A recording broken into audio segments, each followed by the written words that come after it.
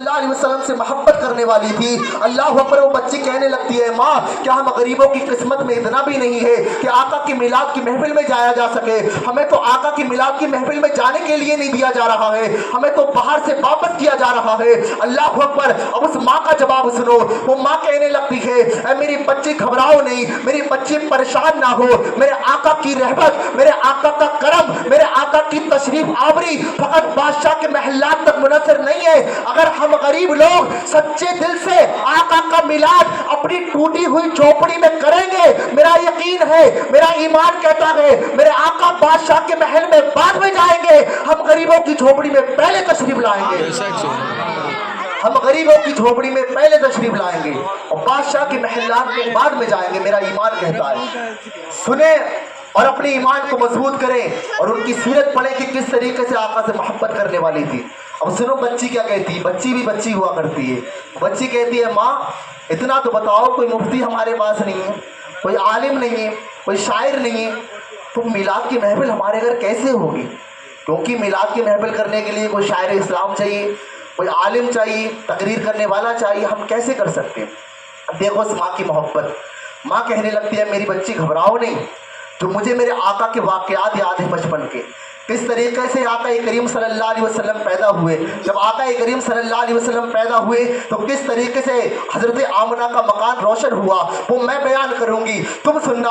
किस तरीके से मेरे आका करीम सल्लल्लाहु अलैहि वसल्लम ने बचपन में अपनी उंगली के इशारे से चांद के 2 टुकड़े कर दिए थे, वो मैं बयान करूंगी, तुम सुनना। किस तरीके से हज़रत अली की नमाज असर कज़ा हो गई थी, मेरे आका ने सिर्फ सूरज को हुक्म दिया था, किस तरीके से सूरज डूबा हुआ सूरज वापस आ गया था, वो मैं बयान करूंगी, तुम सुनना। मैं आका के इख्तियारात को, आका के तसर्रुफात को, आका के मोजज़ात को बयान करूंगी, तुम सुनना। और जो तुम्हें गौसे आजम की मनक़बत याद हो वो तुम सुनाना, मैं सुनूंगी। जो तुम्हें मेरे आका की नाते याद हो वो तुम मुझे सुनाना, मैं सुनूंगी। अल्लाह अकबर। देखिए उन माँ बच्चियों का कैसा इश्क़ रसूल है। दोनों माँ बच्ची अपने घर पर जाती हैं और घर पर जाने के बाद वो माँ कहने लगती है, मेरी बच्ची पानी लेकर के आओ, क्योंकि हम तो वो आशिक हैं जो कभी भी आका का जिक्र बिना वुज़ू नहीं किया करते हैं। क्यों? क्योंकि आका का जिक्र करने के लिए अदब का तकाजा ये है कि इंसान पहले पाक वुज़ू बैठे, फिर जाकर के आका करीम सल्लल्लाहु अलैहि वसल्लम का जिक्र करे। ये है आका करीम सल्लल्लाहु अलैहि वसल्लम का अदब। अब वो माँ और बेटी दोनों अपने घर पर जाती हैं और घर पर जाने के बाद माँ वुज़ू बनाती है, फिर बच्ची वुज़ू बनाती है। पूरी रात ये माँ बच्ची ऐसी करती रहती हैं। अभी माँ आका के तसर्रुफात को बयान करती है, आका के मुजज़ात को, आका के इख्तियारात को, आका के बचपने के वाक़यात को, आका की जवानी को बयान करती है। अभी वो बच्ची आका करीम सल्लल्लाहु अलैहि वसल्लम की नात पढ़ती है। जब वक्त तहज्जुद आता है मौलाना साहब, जब तहज्जुद का वक्त आता है तो वो माँ कहने लगती है, ऐ मेरी बच्ची तहज्जुद का वक्त आ गया है, मुझे एक ताज़ा वुज़ू करना है, पानी लेकर के आओ, मुझे दोबारा ताज़ा वुज़ू करना है। अब वो बच्ची जाती है, बच्ची बाहर जाती है, दरवाज़ा खोलती है तो बच्ची की चीखें निकल जाती हैं।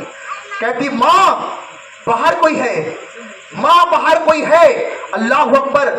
जब बच्ची ने चीख करके कहा, माँ बाहर कोई खड़ा हुआ है, तो माँ कहने लगती है, मेरी बच्ची पूरी रात हम गरीबों की झोपड़ी पर कोई ना आया, अब ऐसे वक्त पे कौन आ सकता है? पूरी रात हम आका की महफिल का जिक्र करते रहे, आका की महफिल को सजाते रहे, पूरी रात हम गरीबों की महफिल में कोई ना आया, मेरी बच्ची कौन आ सकता है? जब माँ बाहर जाती है और दरवाज़ा खोल करके देखती है तो क्या देखती है? एक नूरानी चेहरे वाले, नूरानी लिबास वाले वहां पर खड़े हुए थे। तो अल्लाह अकबर। वो माँ बेसाख्ता कहने लगती है, ऐ पीरे पीरा, मीरे मीरा, शाहे जिला, गौसे आजम, आप मुझ गरीब की झोपड़ी में कैसे तशरीफ लाए हैं? अल्लाह अकबर। और क्या देखते हैं कि गौसे आजम कभी उस गरीब की चौखट को यहाँ चूमते हैं, कभी यहाँ चूमते हैं, कभी इधर चूमते हैं, कभी उधर चूमते हैं। अल्लाह अकबर। वो बूढ़ी औरत कहने लगती है, ऐ गौसे आजम आप ये क्या कर रहे हैं? मुझ गरीब की चौखट को इस तरह क्यों चूम रहे हैं? अब गौसे आजम का जवाब सुने। गौसे आजम कहते हैं, बूढ़ी औरत मैं तुम्हारी चौखट को नहीं चूमता हूँ, बल्कि मेरे यहाँ आने से पहले, अरे तुम्हारी महफिल तो मेरे आका की बारगाह में कबूल हो चुकी है। मेरे यहाँ आने से पहले आका करीम सल्लल्लाहु अलैहि वसल्लम आए थे। जब आका करीम सल्लल्लाहु अलैहि वसल्लम आए ना तो उनके कदमों के निशान बन गए थे। मैं तुम्हारी चौखट को नहीं बल्कि अपने आका के कदमों के निशानों को चूम रहा हूँ।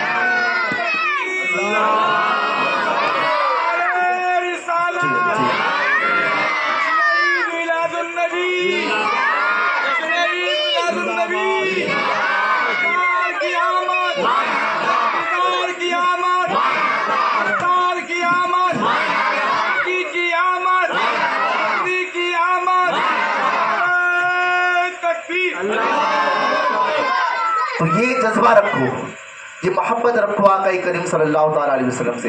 मुझे इख्तिताम भी करना है और दूसरी जगह भी प्रोग्राम है, तो आखिरी बात बस यहाँ पर ये अर्ज करना है। देखिए हम आका का मिलाद मनाते हैं, देखिए हम आका से मोहब्बत करते हैं, मिलाद मनाते हैं, लेकिन हम में भी बहुत सारी चीज़ें गलत पाई जा रही हैं, जिसे देख करके गैर भी हम में शामिल नहीं होते।